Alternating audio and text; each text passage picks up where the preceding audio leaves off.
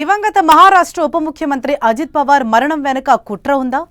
ఈ దిశగానే దర్యాప్తు జరపాలని ఎన్సీపీ ఎమ్మెల్యే రోహిత్ పవార్ తన స్వరం మరింత పెంచారు.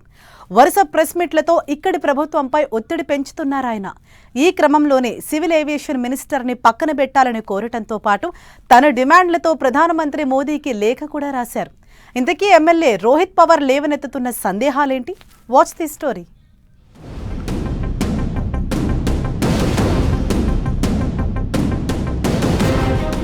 అజిత్ పవార్ ప్రమాద ఘటనపై దుమారం. కుట్ర కోణంలోనూ దర్యాప్తు కోరుతోన్న ఎమ్మెల్యే. కేంద్ర మంత్రిని దర్యాప్తు పూర్తయ్యే వరకు పక్కన పెట్టాలని డిమాండ్.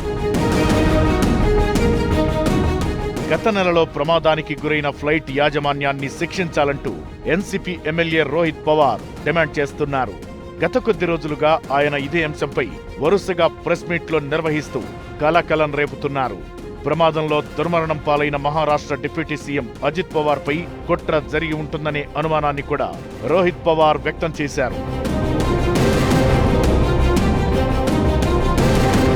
ప్రధానంగా రోహిత్ పవార్ లేవనెత్తిన ప్రశ్నల్లో కుట్ర కోణంలో దర్యాప్తు చేయాలని, అందుకోసం ఘటన జరిగిన సమయంలో అధికారులుగా విధులు నిర్వహించిన డీజీసీఏ సిబ్బంది సహా ఏవియేషన్ మినిస్టర్ రామ్మోహన్ నాయుడిని కూడా పక్కన పెట్టాలని కోరుతున్నారు. ప్రమాదానికి కారణమైన ఫ్లైట్ కంపెనీ విఎస్ఆర్ వెంచర్స్ కి మంత్రి ఎందుకు క్లీన్ చిట్ ఇస్తున్నారని ప్రశ్నించారు రోహిత్ పవార్. విఎస్ఆర్ వెంచర్స్ కి టీడీపీ నేతలకు సంబంధం ఉన్నట్టు కూడా ఆయన ఆరోపించడం సంచలనం కలిగిస్తోంది. అలానే ఏదైతే బ్లాక్ బాక్స్ విమానంలో ఉందో అది కెనడా కంపెనీదని, ఆ కంపెనీకి భారత్లో వినియోగించే విమానాల్లో అమర్చడానికి అనుమతి లేదని కూడా ఆయన చెప్పారు.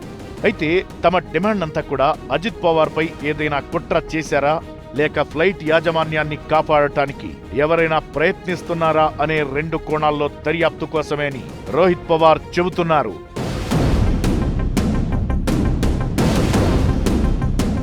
ఈ ఎన్సీపీ ఎమ్మెల్యే రోహిత్ పవార్ చనిపోయిన అజిత్ పవార్ కి వరసకి అన్నకుమారుడు కూడా కావడంతో ఈ ఆరోపణలపై మహారాష్ట్ర ప్రభుత్వం స్పందించాల్సిన పరిస్థితి నెలకొంది.